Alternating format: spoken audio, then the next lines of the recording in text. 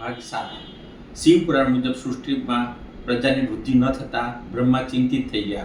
ત્યારે જ આકાશવાણી થઈ, બ્રહ્મા મૈથુનની સૃષ્ટિનું ઉત્પન્ન કરો. આ સાંભળીને બ્રહ્માએ મૈથુનની સૃષ્ટિ ઉત્પન્ન કરવાનો સંકલ્પ કર્યો. પરંતુ જ્યાં સુધી શિવમાંથી નારીઓનું કુળ ઉત્પન્ન ન થયું હતું, ત્યારે બ્રહ્માએ શક્તિની સાથે શિવને સંતુષ્ટ કરવા માટે તપશ્ચર્યા કરી. બ્રહ્માની તપશ્ચર્યાથી શિવ પ્રસન્ન થયા અને શિવે અર્ધનારેશ્વરનું રૂપ ધારણ કર્યું અને નિકટ જઈને પોતાના શરીરમાં સ્થિત દેવી એટલે કે શિવ શક્તિના અંશને જાગૃત કરી દીધું. આ ઘટના પછી જ સૃષ્ટિનો વિસ્તાર થયો. આનાથી શું શીખ મળે છે કે ભગવાન શંકરનો આ અવતાર આપણને શીખવાડે છે કે સમાજ, પરિવાર અને સૃષ્ટિના સંચાલનમાં પુરુષની ભૂમિકા જેટલી મહત્વપૂર્ણ છે તેટલી જ ભૂમિકા સ્ત્રીની પણ મહત્વપૂર્ણ છે. સ્ત્રી અને પુરુષ એકબીજાના પૂરક છે.